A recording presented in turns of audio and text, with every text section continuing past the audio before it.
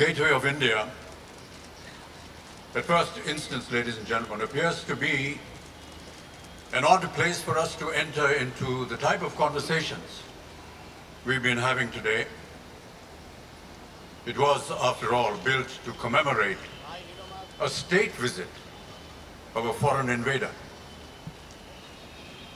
But rather than tearing down the gateway on our liberation, we absorbed it, reattributed it to our own meanings of hospitable welcome and an openness to the world, as much as simultaneously possessing the cultural confidence to leave it intact as a reminder that the Raj happened so that then we know that it also passed. And it passed by because of our collective might. We overcame this foreign invader by the solidarity of peaceful resistance. The gateway, therefore, in its contemporary complexity of meanings, is a locus for reflection, pondering, and debate. There could not be a more fitting place to commemorate the cowardly attacks on this day, 9 years ago, that occurred at various places across our city, including at the landmark just across the street. 9 years ago on this day, these attacks were to me a wake-up call. But the question I asked myself was, wake up, yes, but wake up to what? I woke up to a new era of violence, a new kind of violence, a violence that was inflicted by terrorism. I woke up to the fact that terrorism is not an ideology. It is an act of scaring peaceful people, an act of evoking the fear of sudden, untimely death. It is an act of negotiating at the point of a gun. Terrorism is not an act of faith. Terrorism can never replace another ideology. And there is before us a true evidence of that.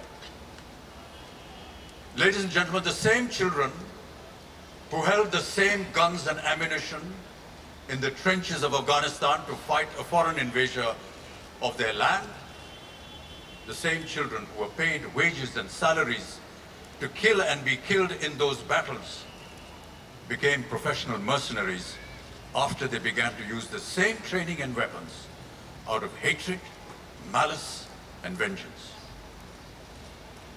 Whatever political rhetoric may say, terrorism is neither a form of justice nor even an instrument of justice. It is the whimsical randomness of evil. So how does an unarmed, peaceful humanity fight the fear of terrorism's sudden violence? How does anyone who believes in a life of merit and hard work begin to believe in the authority of guns and bombs? Will armed mercenaries decide the future of our children? Will the threat of violence decide what is right or wrong, good or bad? Will terror decide what is true, false, correct, incorrect, good, bad, and right or wrong? No. Terror does no such thing. Terror does not decide anything.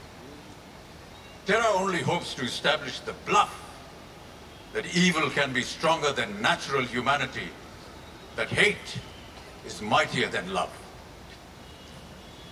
It is now for each one of us to decide if we want our children to accept this evil doctrine, or show our children that terror does not have a place in our hearts. An estimated 20 lakh people were killed during the partition of this country in 1947. And several times more than that were displaced. When people are divided by distrust, when friends and neighbors stop trusting each other, when a nation turns into hostile islands of random fear, then our world is broken into fragments, broken by narrow domestic walls. This is precisely what terror aims to achieve. Terror does not preserve anything. It is designed to destroy. Once unleashed, terror cannot be stopped by a debate. An act of terror, therefore, is not open to negotiations or to wisdom. It can only be repelled, repulsed, and destroyed by a more powerful reaction. There are no two ways about that. A corrective action is necessary. But that does not end there. When a farm is infested by weeds, a weed killer does not hold them from growing again after the next rain. The farmer has to pull them out one by one, every single weed by its roots. Terror to be prevented before germinating must be rooted out. We know that the war on terror worldwide has not eliminated the root cause of terrorism so far, and it doesn't look likely if the same method is expected to give different results. And here is where I think we must fall back on Mahatma Gandhi's Satyagraha. Satyagraha, in its truest form, as in the persuasion of truth.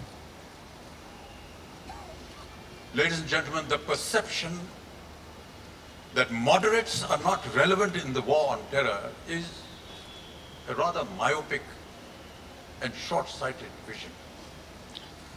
Moderates are not part of this struggle because both the handlers of terror and the agents of resistance consider moderates to be passive and disempowered. Yet the prime victims of terror are moderates. More than 70% of our nation is moderate. And as moderates, we must recognize that to vilify a foe is no victory at all. To understand a foe is the first act of strength in resistance. To understand a foe, we must first understand ourselves. To understand ourselves, we must ask not what we are against, for that is defining ourselves by the ideas of our foe, by their power. Rather, to understand ourselves, we must ask what we are for. To understand ourselves, we can only do so together. To understand ourselves as a collective together is to find the time for debate, discussion, argument, listening to each other, trying to understand differing points of view, engaging, challenging our ways of thinking, and honoring each other with compassion. These are the answers to violence and death. If we are to be for anything, then to start with, what we must be for is that we are for each other. That is solidarity. And history has shown that our country's solidarity is strong as oak. The colonial rulers laughed at our Mahatma Gandhi when he spoke of this vision. His passive resistance suffered unimaginable brutality during its campaign. But we know the result. This approach wiped out the foundations of imperial colonialism from the face of the earth. The time has come now for us moderates to unite once again. It is time to invoke the Mahatma's Satyagraha of peaceful, non-violent, non-cooperation. Not only must we boycott violence, but everything that breeds it. We must rise up with one voice as a nation of moderates and say no to the terrorists that one knows shall have the most impactful relevance ever. It's very simple, really. A parasite cannot kill and survive in the same host at the same time. We must refuse to host terrorists. We do not want to be the cause for breeding an outlaw. When we say no, when we do not cooperate, we're not defending anything. When we say yes, we are cooperating. and we are defending evil. And so today, standing at the feet of the gateway, this is my prayer. All those who live for humanity, all those who live for the children of tomorrow, must now realize that it is time to rise and say no. Uproot every weed from our surroundings, one weed at a time. Do not threaten, do not fight, do not kill, do not injure. Simply refuse to cooperate at any cost. Do not feed the evil, do not host the parasite called the terrorist. And then may we all live in the dream of Gurudev Tagore's words, "Into that heaven of freedom, my father, let my country awake."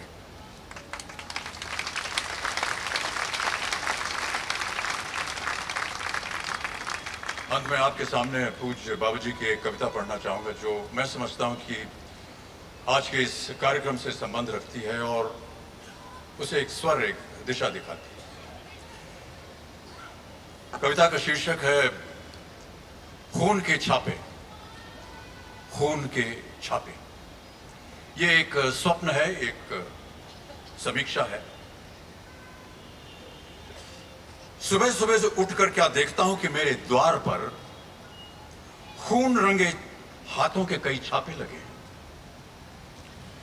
सुबह सुबह उठकर क्या देखता हूं कि मेरे द्वार पर खून रंगे हाथों के कई छापे लगे हैं और मेरी पत्नी ने एक स्वप्न देखा है कि एक नर कंकाल आधी रात को एक हाथ में खून की बाल्टी लिए आता है और दूसरा हाथ उसमें डुबोकर हमारे द्वार पर एक छापा लगाकर चला जाता है। फिर एक दूसरा आता है, फिर एक दूसरा, फिर एक दूसरा, एक दूसरा। ये बेगुनाह खून किनका है? क्या उनका जो सदियों से सताए गए, जगह जगह से भगाए गए? This is reference to the persecution of the Jews and the Holocaust. ये बेगुनाह खून किनका है? क्या उनका जो सदियों से सताए गए, जगह जगह से भगाए गए, दुख सहने के इतने आदी हो गए कि विद्रोह के सारे भाव ही खो गए और जब मौत के मुंह में जाने का हुक्म हुआ, निर्विरोध चुपचाप चले गए और उसकी विषैली सांसों में घुटकर सदा के लिए सो गए। उनके रक्त की छाप अगर लगनी थी तो किसके द्वार पर? ये बेज़बान खून किनका है? क्या उनका जिन्होंने आत्माहन शासन के शिकंजे की पकड़ से, जकड़ से छूटकर उठने का, उभरने का प्रयत्न किया था और उन्हें दबाकर, दलकर, कुचलकर पीस डाला गया है? उनके रक्त की छाप अगर लगनी थी तो किसके द्वार पर? ये बेपनाह खून किनका है? या उनका जो तवारीख की एक रेख से, this is about the partition of the country, ये बेपनाह खून किनका है?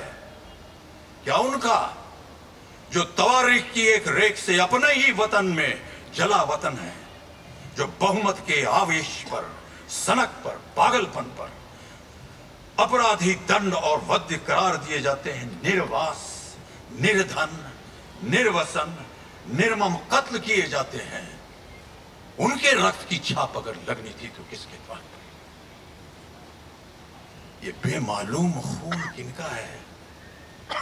क्या उन सपनों का जो एक उगते हुए राष्ट्र की पलकों पर झूले थे, पुतलियों में पले थे, पर लोभ ने, स्वार्थ ने, महत्वाकांक्षा ने जिनकी आंखें फोड़ दी हैं, जिनकी गर्दनें मरोड़ दी हैं, उनके रक्त की छाप अगर लगनी थी तो किसके द्वार पर?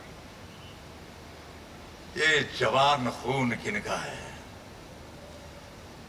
क्या उनका जो अपनी माटी का गीत गाते, अपनी आजादी का नारा लगाते, हाथ उठाते, पांव बढ़ाते आए थे, पर अब ऐसी चट्टान से टकरा कर अपना सिर फोड़ रहे हैं जो न टलती है, न हिलती है, न पिघलती है? उनके रक्त की छाप अगर लगनी थी तो किसके द्वार पर? And this is about the black slavery in the United States of America. ये मासूम खून किनका है? क्या उनका जो अपने श्रम से धूप में, ताप में, धूल में, धुएं में सनकर, काले होकर अपने सफेद खून स्वामियों के लिए साफ घर, साफ नगर, स्वच्छ पथ उठाते रहे, बनाते रहे, पर उन पर पांव रखने, उनमें बैठने का मूल्य प्राणों में चुकाते रहे। उनके रक्त की छाप अगर लगनी थी तो किसके द्वार पर? लेकिन इस अमानवीय, अत्याचार, अन्याय, अनुचित, अकरणीय, अकरुण का दायित्व किसने लिया? लेकिन इस अमानवीय, अत्याचार, अन्याय, अनुचित, अकरण का दायित्व किसने लिया? जिसके भी द्वार पर ये छापे लगे उसने पानी से धुला दिया, चूने से पुता दिया। जिसके भी द्वार पर ये छापे लगे उसने पानी से धुला दिया, चूने से पुता दिया। किंतु कवि द्वार पर छापे ये लगे रहे जो अनीति अत्य की कथा कहें, व्यथा कहें और शब्द यज्ञ में मनुष्य के कलुष दहें। और मेरी पत्नी ने स्वप्न देखा है कि ये नरकंकाल कवि कवि के द्वार पर ऐसे ही छापे लगा रहे हैं, ऐसी ही शब्द ज्वाला जगा रहे हैं, ऐसी ही शब्द ज्वाला जगा रहे हैं। और देवियों सज्जनों, यही प्रार्थना है आज कि इस कार्यक्रम की जो शब्द ज्वाला है, जो शब्द यज्ञ है, एक शब्द अग्नि है, ये सदा जागृत रहे और जीवित रहे और जगी रहे। May the words spoken and expressed tonight remain, ladies and gentlemen, imprinted on all our doors as a reminder of our stories of strength. Thank you. Thank you. Thank you. Thank you very much, sir. Ladies and gentlemen, Shri Amitabh Bachchan. Thank you, sir. Sir, may I please request you to join us in front of the podium for the national anthem. Ladies and gentlemen, I would like to invite on stage our Honorable Chief Minister, Shri Devendra Fadnavis. Please join us in welcoming on stage Mrs. Amruta Fadnavis. The families of those who we lost in the 26/11 attacks. Miss Divya Salaskar, Mr. and Mrs. Uni Krishnan, parents of late Major Sandeep Uni Krishnan, Vice Admiral Girish Luthra, Commissioner of Police, Mr. Patsalgikar, His Excellency Daniel Carmen, Ambassador of Israel to India, Mr. Prasoon Joshi, Shri Suresh Wadkarji, Mr. Amit Trivedi, Shri Mame Khan, Miss Priyanka Barwe, students of the Shankar Mahadevan Music Academy, our musicians for the evening. I would also like to request the presence of Miss Sonia Huria from Viacom 18 Media Private Limited, Mr. Nath Parmeshwaran from PayPal India, Mr. Shiv Prabhat from Life Insurance Corporation of India, Mr. Jaspal Bindra from Centrum Group, Mr. Arjun Bhatia from Prime Focus Limited, RJ Siddharth from Big 92.7 FM, Mr. Sai Nagesh from Lakshya Solutions, Mr. Puneet Chatwal from the Indian Hotels Company Limited, Ms. Farzana Kama Balpande from Book a Smile, Mr. Devendra Bharma, Oberoi Hotels, and ladies and gentlemen, the hosts for this evening, Ms. Anki Das, Mr. Anant Goenka, Mr. Girish Kuber, Mr. Sabas Joseph, Director Wizcraft, and the director of the show, Mr. Firoz Abbas Khan.